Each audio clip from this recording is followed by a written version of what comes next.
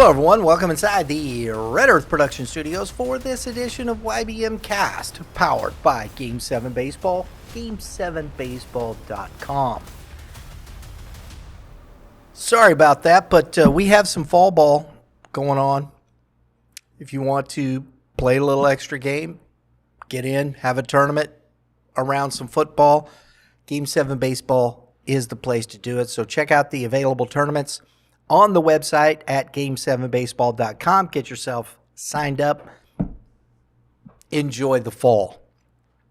Today on Baseball Talk, as always, I'm joined by the guru, Kevin Moulder. Mr. Moulder, how are you, sir? I'm doing great. How about yourself? Well, I'm doing fine. So this area back here is basically production. They do a lot of the artwork back here. They do the production. So any of that stuff that comes in off of, we'll say, our fanware stores, stuff that comes in off the team stores, a lot of the coaches wear, a lot of the last minute, hey, we got to have it in the next 10 minutes stuff. That's all comes back here. This area is where all the day-to-day stuff that comes in really goes through. The retail store is its own little entity. This is where the real work is done.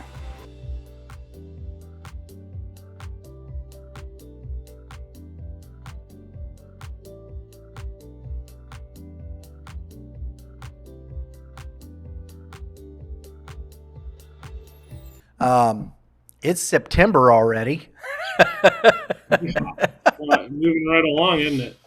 You know, I tell you, I started looking at all this. I'm looking at September, and I'm thinking to myself, man, I'm trying to put all this information together and looking at players. And we had a chance to talk about some players last week, and we're going to do more of that. But, man, I'm like, I got to get these coaches scheduled for previews. And, I mean, it's going to be on us like that. Yes, it is. I just like, bang. But I'm doing good. We're doing good. We're getting ready for the off season. We're setting up for the winter workout tour. We got a lot of good stuff coming on that way. Got some good shows happening. Just had Shane Eames on with on the hitting zone with Mitch Thomas the other day. I'll tell you that Shane Eames is fun to listen to. That guy is a wealth of information as far as hitting and whatnot, and just talking baseball.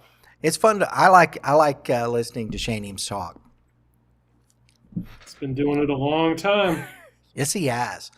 And so we had that on yesterday. If you haven't got a chance to see it, check that out. This week, is it this week? With Baseball 101, we got another Jerry Daniels segment. Tomorrow, right? Yeah. Tomorrow, check that out. Another Jerry Daniels segment. I think that'll be interesting for you. Next week, we got Darren. We're recording a session with.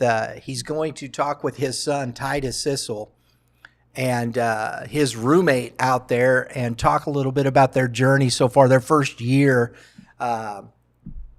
J.D. Dix, I think, is in both these young draft picks. What that's like. I think that's a great conversation, Kevin, don't you?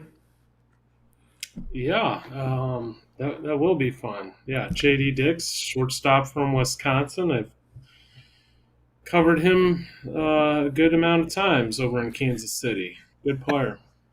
So we're going to have Titus and J.D. on. They're going to talk with Darren about their progress, what that's like. I think that's an interesting conversation, because, hey, that's a tough transition. I don't care what you say. Going from high school baseball to professional baseball, that's a tough transition. Oh, absolutely. And, I mean, the amount of adjustments you have to make, not only on the field, but off the field. And, so that'd be a fascinating conversation to listen to. So we got those coming up, some Legion baseball talk, new initiatives, a lot of stuff happening. That's what we got going on, Kevin. That's what we got going on, bud. It's a lot of fun. Baseball Good talk stuff. everywhere. Yeah, absolutely. But today, I want to get Kevin's thought. We've talked about this a lot, him and I, but I want to bring this up on in this subject. Kevin, a former pitcher, works with pitchers. And, arm care has been a big topic. Arm injuries have been a big topic for quite some time. And, there's different studies. I've got 3 different studies up here that kind of point to different things here and there, Kevin, over the last, 20 years. But, first off, let me ask you this. Do you think this is something that is just here to stay? Yes. Wow. Why is that?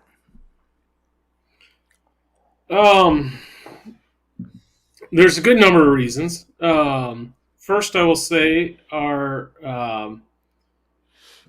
doctors, our medicine, the medical field has gotten better. Back in the day, you go to the 40s, 50s, 30s, even before that,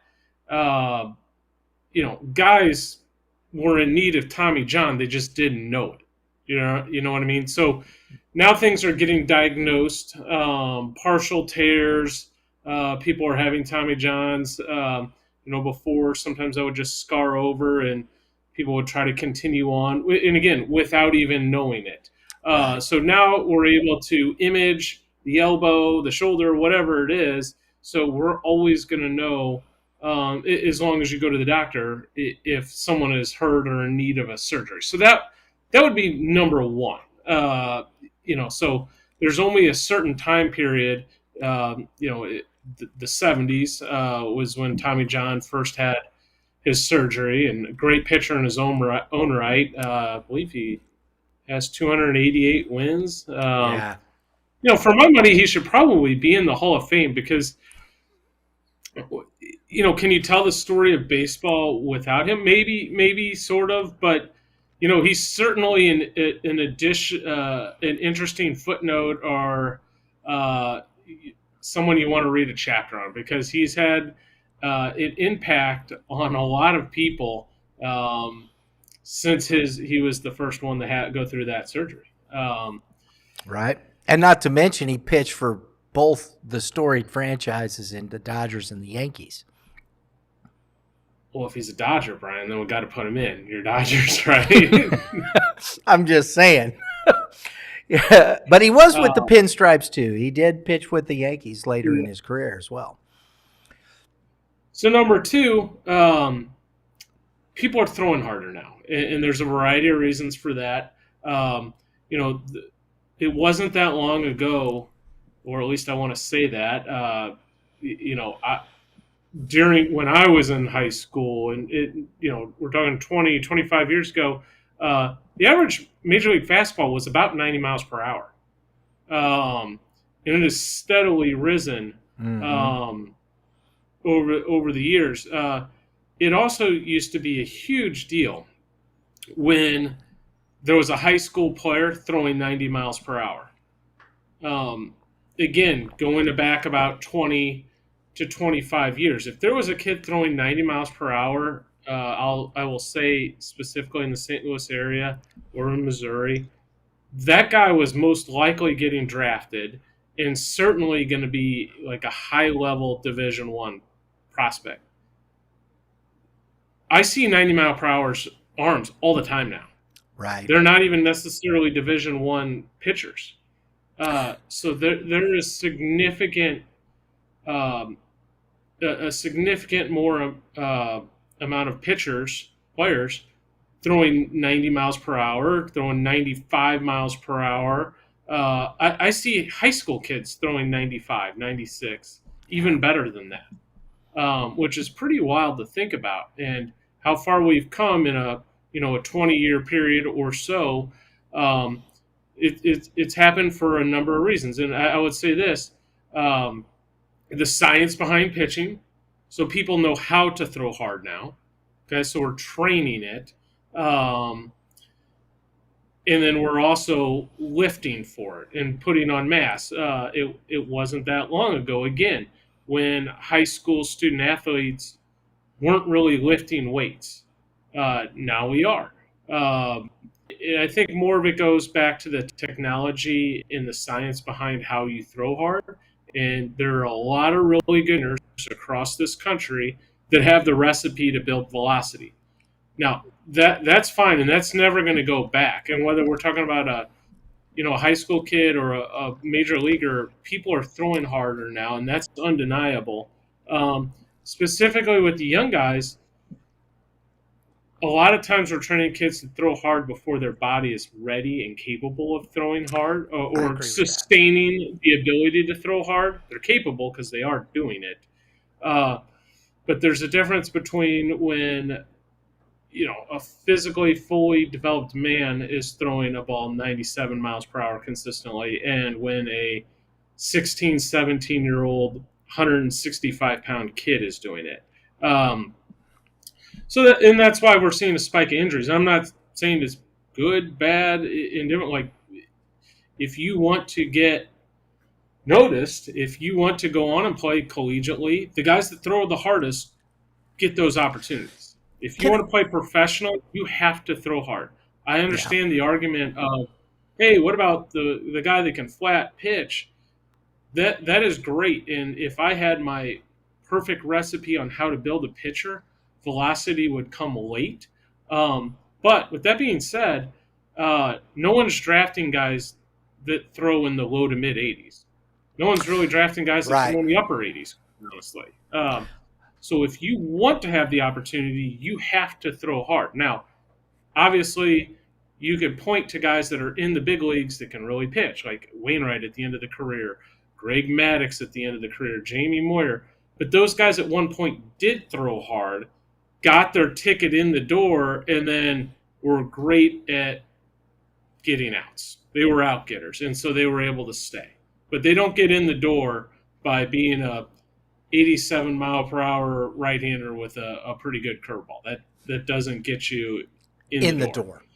Let me ask you this, and I understand, and I agree, and it's always the case, people say, well, we can go back. No, nothing goes backwards. Everything always goes forward. So you're always, watching some baseball last night, the closer for the Padres, kid hit 101 on the gun, he's 98 to 101.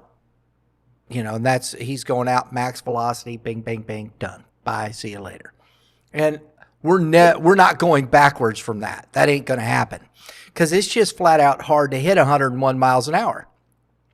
And then that's a great point too. That wasn't long ago where you and I could name every person in the big leagues that threw 100, and there was usually like 1 to 2, 3 guys max, and over like 5.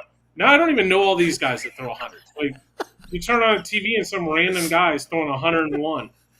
So. And I'm not joking about that. It's a real thing, and that's how far things have advanced. It's true, Kevin, and that's the thing. So it's not going backwards. So looking at this in this capacity, and I know you see a lot of kids, you see all these things, and this is one of the things we were talking about this with hitting the other day, or this was a topic that was brought up. And I have this thought process, and we look at this, and we see all these different sizes of kids in development. And we were talking with Gonzo Gonzalez from Mac Insights, and he brought up the fact that your ligaments are not fully developed in your body till you're 26.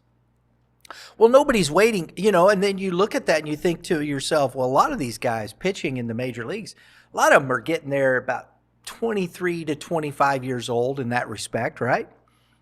About in that range. So you're close to that number anyway. And I think development process, we talk about development. And the development is just in, as you said, if you're 5'9", 120 pounds, I mean, it's just going to be flat hard to throw 90, 92 miles an hour. For one, your body and this and that. But is that kid going to develop? Is he going to grow? We always talk about projectability and things of that nature. And understanding what that process is. I think if we talk about the development process backwards, maybe even a little bit, where you see this kid that can really pitch well and is projectable in his frame, take a different path maybe. to where you're not putting yourself in such a jeopardy? Is that a thought process? Well, it certainly is a thought process, but part of it is beyond control, and part of it is, within your control. Certain kids are going to naturally throw harder. There's bigger, stronger kids. They're going to throw harder. I wouldn't chase velocity at a young age, personally. And when I say young age, pre-high school, pre-sophomore year, I would personally would not chase velocity. I believe in just learn how to be a good pitcher, form good habits with your pre and post throw routine, learn how to get outs, develop a changeup. The guys that are good at pitching and then gain velocity are generally the dangerous ones to watch out for when they become juniors, seniors in high school.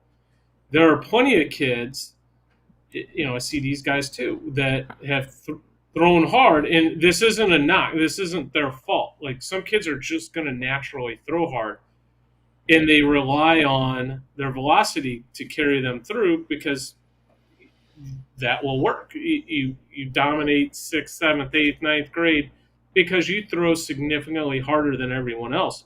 Well, what happens to those guys is they rely so heavily on their fastball, which is not a bad thing, but when people catch up to them and people get used to that 85-mile-per-hour fastball that was dominant as a freshman, dominant as a 8th grader, not saying that although I do see 8th graders throwing 85, 86, when it gets to the varsity level, an 85-mile-per-hour fastball is a good fastball, but it's not unheard of. It's I don't want to say routine, but people can hit an 85-mile-per-hour fastball. So now what do you do? A guy that pops into my mind, like in recent memory, a Luke Sullivan is a great example. And Luke's a kid that I've known since 7th, 8th grade. Luke has always been the tall, skinny kid, has always been known as a high pitchability guy. Can throw 3 pitches for a strike. He's got a really nice changeup. He's got a pretty good breaking ball, strike thrower. And people would always say, yeah, but he doesn't throw hard. Yeah, but he just doesn't quite throw hard enough right now. He would always go out and perform well, get outs. But what I've seen out of Luke since 8th grade is he would gain just a little bit. This past year, he was up to 90 or 91, just signed with Missouri. Luke's not done either. Like that, he will continue to gain a little bit more velocity. Now, I'm sure if you asked Luke if you had the option, would you have preferred to throw 88 as a freshman? He probably would have taken that. But what happened to him is he learned how to get by and how to succeed in other ways because he wasn't the hardest thrower. He wasn't the biggest, baddest dude out there, at that time. So he had to learn how to get outs. Well, now velocity's coming, and that's going to make him extremely, extremely dangerous. So that's probably my preferred way, but it's not going to happen that way for everybody.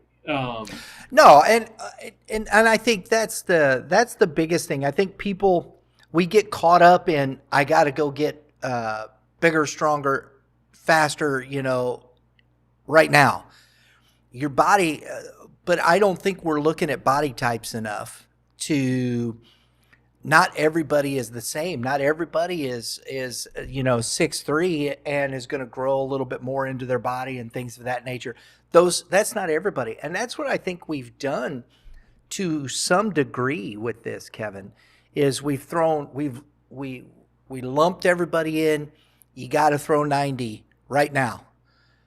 Well, it's just not possible for some kids at that point.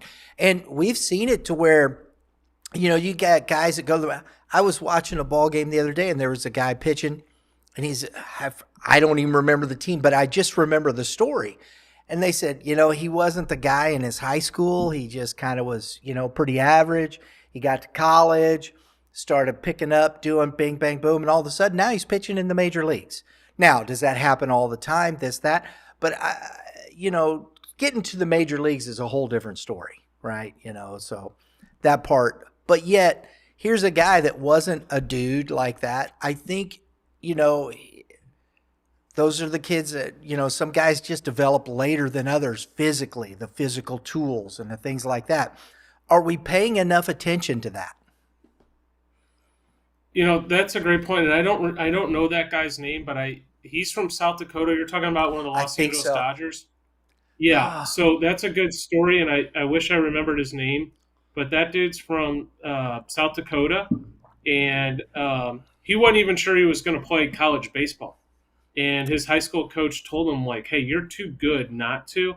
One interesting point, statistic here, and I don't have the map to back this up. You'll just have to take me at my word. If you put a heat map up of where Major League Baseball players come from, positional players, they're going to be the red areas, and red would be the high volume, are going to be in Southern California, Houston, Dallas, Florida, really I should just say Texas.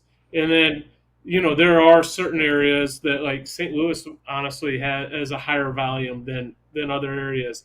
But most of it's in the South, in those highly populated areas. Now, if we put a heat map up of pitchers, Major League pitchers, a disproportionate amount of pitchers come out of the Northeast in northern areas comparatively. I'm not saying there aren't pitchers from Texas and Florida. There certainly are.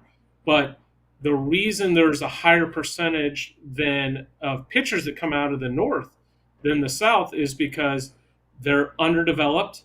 They haven't, when I say underdeveloped, they haven't pitched as many innings.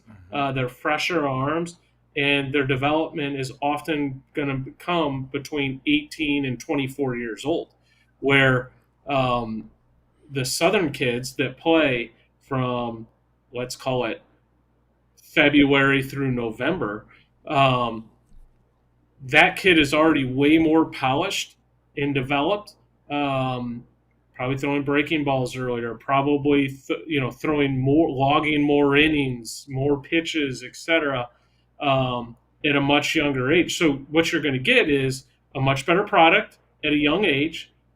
There's no question that better baseball is played in the South compared to the North at the younger levels. But that does have a side effect, and it does catch up. So it's just kind of interesting, to balance all that out.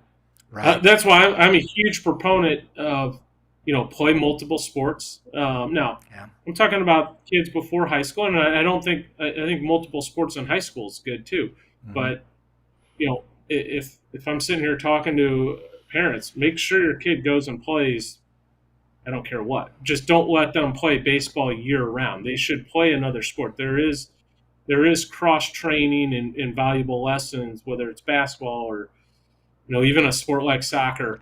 Like that stuff is fine to do, even if it's a secondary or a third sport.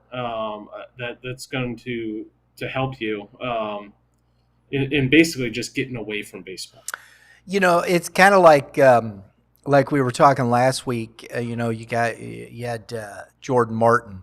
There's very few kids like that, because usually the sport will dictate who comes to the top, because your athleticism, how you play a certain sport, you still may be very good at this one, but you're just better here, right?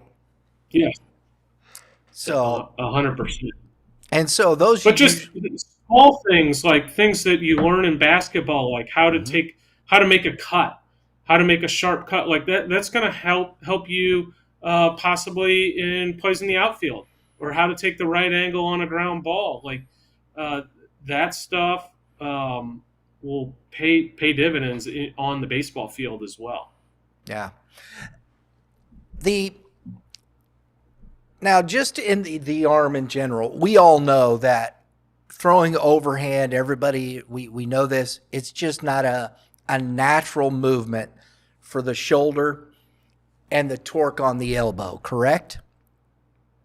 Right. Absolutely. And, there's no greater.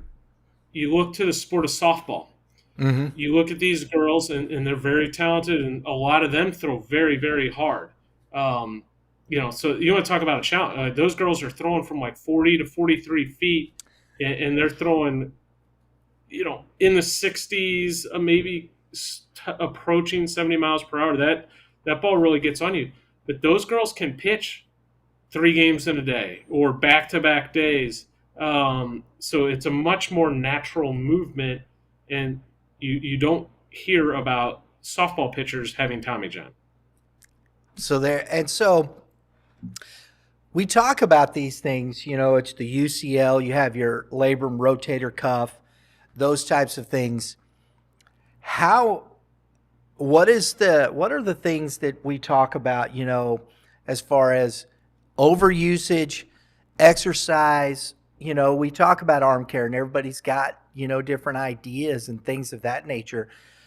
But other than I want to go to youth sports in this one, Kevin, and you've got 2 young guys that they're starting to play ball and stuff like this. And, it becomes real relevant in those respects too. And you start looking at your own kids. I know it was with mine. When you start thinking about, I think about roster size, especially with tournament baseball and things that we're doing now. And I'm a proponent of this. I think we ought to increase the roster size. We used to do that, create competition. If you're going to be pitching, if you got kids that are going to be pitching, you take the kid off the mound and you put him behind the plate. Or you take the kid from behind the plate and put him on the mound, or you take him off the mound and put him at shortstop because he's your best player.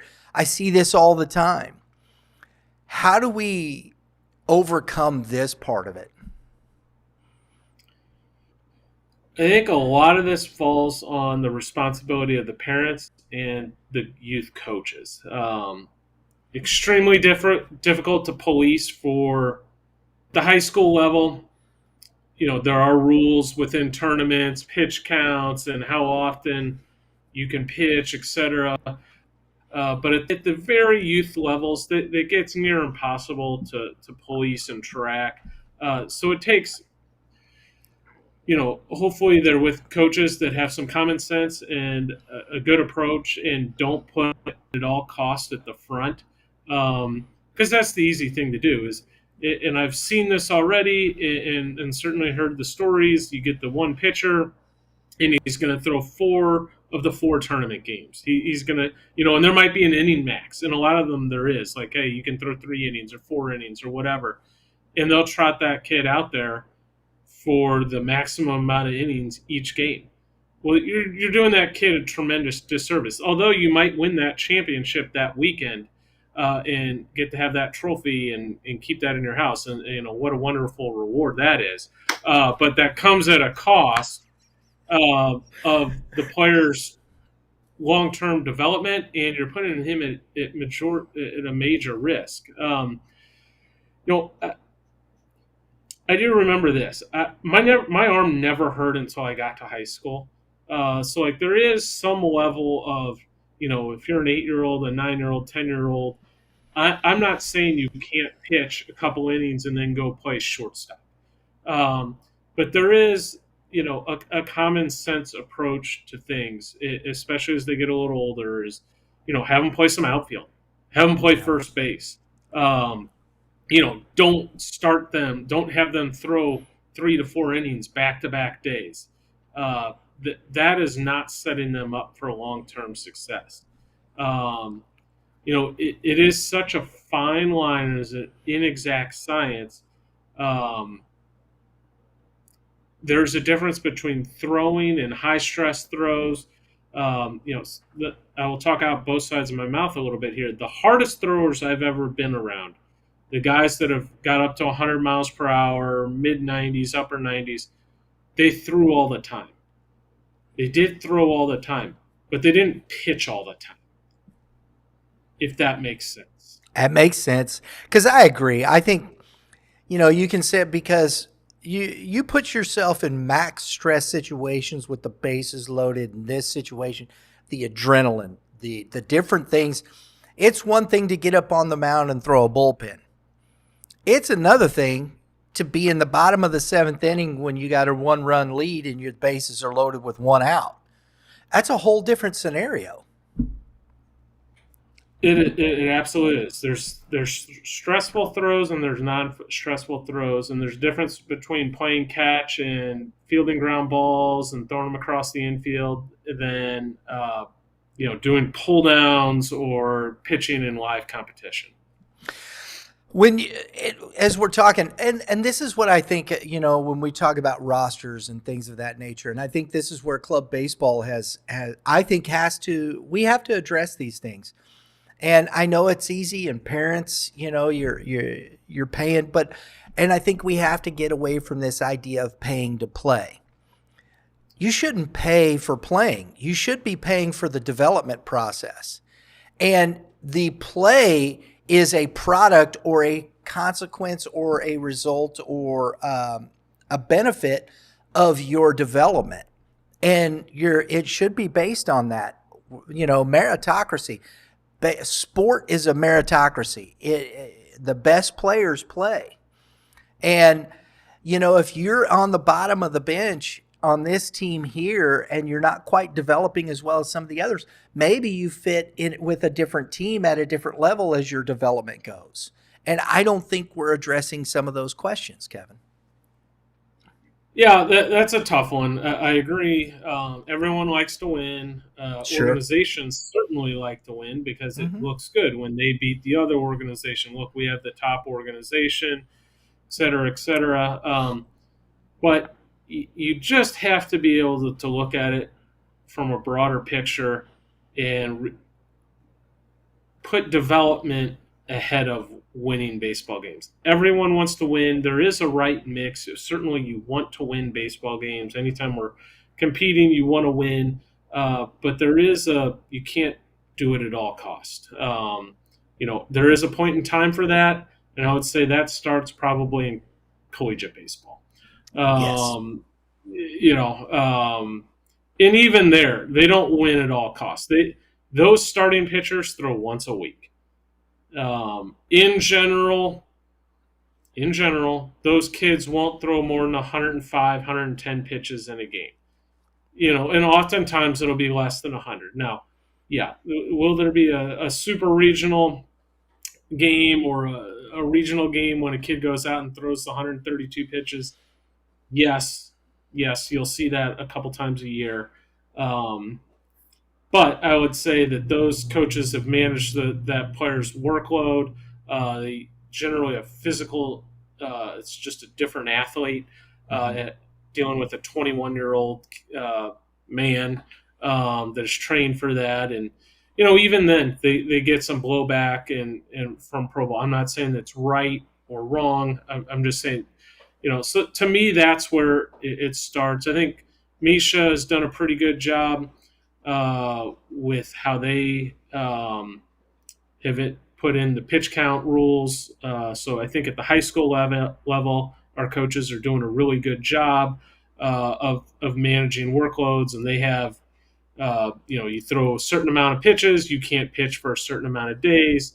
I believe the pitch count is 105 for juniors and seniors, if I'm not mistaken, and then you got to come out of the game. So in high school, I think we got some pretty good breaks set on the system, so to say. There's one thing, couple of points here I want to finish up with. The one, it goes to what you're saying. We've been talking about this, winning and whatnot. And I do think at high school there is a little, you have some programs and you're going out, you want to win a state championship, district, this. And, as you said, we see there's a handful of probably programs that have deep pitching staffs and things of that nature. And I always wonder, as a coach, if you're talking about development and you've got kids that may be throwing in the high 70s, low 80s, what are you doing as a pitcher and how are you taking care of your arm, developing to be a strike thrower, a guy, as you said, It's like what you were talking about with Luke Sullivan earlier, that says, I've learned how to get guys out. I can contribute to the success of my team because I know what I am as a pitcher. You may not even pitch past high school. You may get a little bit of college because you know how to pitch well at a lower level. When are those things? Are we looking at some of that stuff? And where's the arm care and doing some of those things and understanding that process? So, yeah, I think you can never start too young with arm care. Now, within reason, I think by the time they're 10, they should at least start to understand. Hey, like we can't just go out right onto the mound and start pitching. Like we got to play a game of warm up catch, maybe even some junior bands, like to do some stretching and at least a dynamic warm up just to get the body going. I'm not talking about plyo balls and all the training that we're having our high school guys do. I'm just talking about an active warm up. Maybe some arm circles and maybe some light youth band work. That type of thing, just to start the understanding that there's a process to this. But a lot of young guys, and I remember being in high school and even in college, I had there's certain guys that can just pick up a ball and throw it pretty much as hard as they can without a warm up at a young age. So I think we need to get them away from that and start introducing the warm up stuff and just how to take care of your arm. And then by the time they get to high school, certainly as a sophomore, if you're starting to become a fairly serious pitcher, then it's probably time to start looking at, some off-season training, finding the right weight room program, working on your mobility, your strengthening. And then you can even, train velocity and do it safely and correctly, with a good off-season training program. And here's the key, and I see this all the time. Okay, parents will fall into this trap, and players. They think they got the magic bullet. Oh, we're going to go to whatever great training program, ACE or P3 or Mach 1 or whatever. And all those places are great and have good training. And a lot of these programs do. But it's not a magic pill. Like if you train from October through February and then don't do any of that stuff in March, April, and May, it goes away. Right. It's mind-blowing to me how someone can commit to 4 to 6 months of training and then just stop it because the season starts. And then you'll see they'll come out of the gates hot and then they'll crash.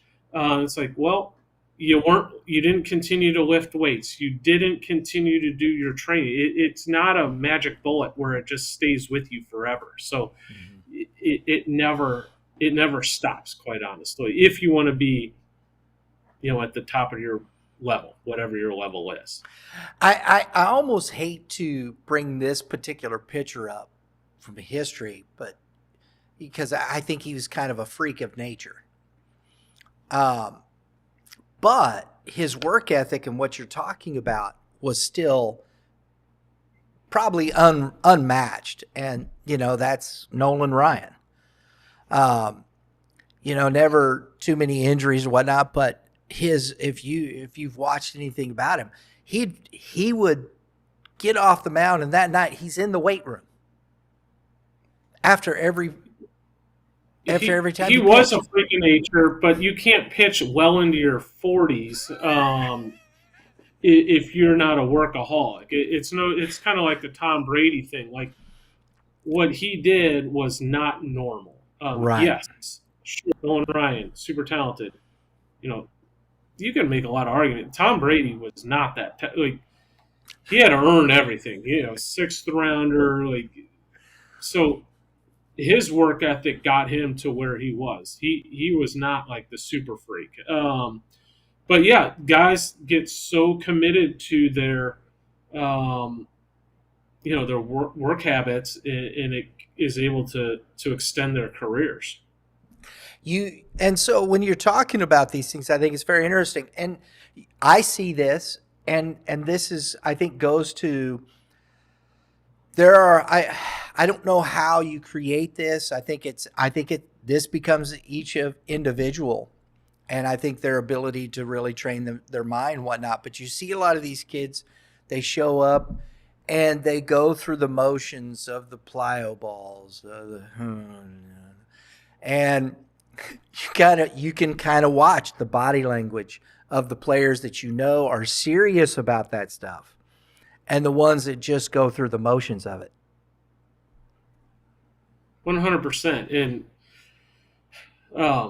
yeah, the guys that are committed to that and have attention to detail and do that with a routine and a regular basis are the guys that are going to reap the long-term success of that. And it's not just hey, I'm doing this in January and February as I lead into my high school season, and then I can say I did this and then I'm good. It's not how it works. That's not how professional pitchers go about it. That's not how high-level collegiate pitchers go about it. If you want to get long-term gains in big games and sustain them, you have to be committed to the process.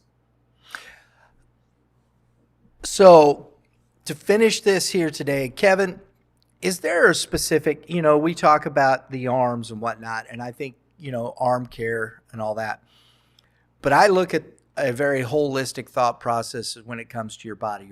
Your body is one system working together, all your muscles and things. I believe core has a lot to do with everything. How you treat your core takes stress off of different parts of the extremities, and you're able to function at a higher level if the core of your body works well. Is that something that you think is an impact and has an impact on taking stress and lessening opportunities for injuries?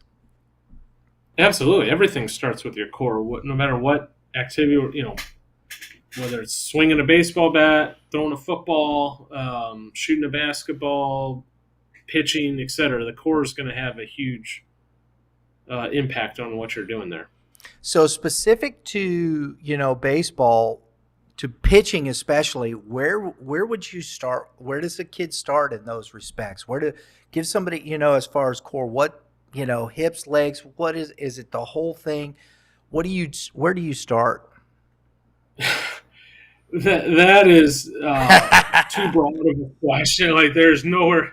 I would say it starts with, like I referred to earlier, you almost can't start too young, but 9, 10 years old, I would start with learning how to do a good active warm up. That would be step one. Learn how to get the body loose. Some of it is also just like learning how to do the karaoke and ace skips and shuffles and how to do the arm care and just stuff that makes you a better athlete, even within a dynamic warm-up. High knees, butt kicks, etc. That stuff will serve you. And that's why I'm a proponent of playing multiple sports, because I feel like you'll pick some of that up playing soccer, basketball, swimming, wrestling, football, whatever it is. You're going to get some of that in those other sports. Very good. I agree. I mean, and not just going through the motions, but teaching the kids at 8, 9, 10 that you need to focus and train kids how to focus their intent. I think that's a tough thing. We as coaches, as youth coaches, when you get out on the ball diamond, how are you warming up? How are you throwing? I one of the things that kills me, Kevin, is I go out to all these tournaments and I go over to the 8, 9, and 10U and nobody's playing catch. They're playing throw and chase. And it just boggles my mind that, you can't start with the one thing I think, just in as far as throwing is I don't think we create good habits early on. Basic mechanics within just throwing. And every time you're out, taking the time to show the kids and put them in proper, a step and throw drill, a break and throw drill, just to warm up, to learn how those mechanics feel at 8, 9, and 10, no matter where you're at. They're 8, 9, and 10, right? Absolutely. Put them in the best possible position to replicate a good mechanic. And I think it goes a long way to helping these kids avoid some of these things. I agree. There you go. So, good stuff, man. Yeah, it's fun. Hopefully, hopefully in the future, maybe it goes down a bit. According to Kevin, at the beginning, he said, no. That's the way you put it. I don't know. We'll see, but we'll see what happens. You never know if breakthroughs come along. But I watch all these pitchers going down in Major League Baseball, just Tommy John after Tommy John. And it really struck me to that point was like, man, is there anybody that hasn't had Tommy John surgery? It's just curious. You can do stuff to minimize your – everyone is at risk that is a pitcher. But there are things that the guys that are most prepared are – and you can minimize your risk for it. Mm-hmm. But – at the end of the day, if you're in the big leagues and you're logging X amount of innings every year and you're throwing 97, 98, you're going to have a chance to have Tommy John. Yeah. Yeah, it's just kind of the nature of the game, isn't it, at this point? It is. I mean, it's no different than an NFL running back having an ACL injury. Like, you got a way to prevent that? No. Yeah. There's an inherent risk with the sport. I never tell you. I'm sorry. I know I'm dragging this out a little bit, but that's curious. So the way you kind of put that, I don't know that I'd ever thought about it like that. It's just the inherent risk, probably not going to go away in that respect because of the nature of just big boy baseball. Yeah, people are going to try to figure out how to throw 105, 107. Everyone's going to try to break the barrier. Well, it won't stop. I don't know if I'd want to be in the box at 105, bro. I can promise you I wouldn't want to be. But that's crazy, Kevin. I can't imagine 101, man. Somebody chucking 101 at me. I mean, I don't know.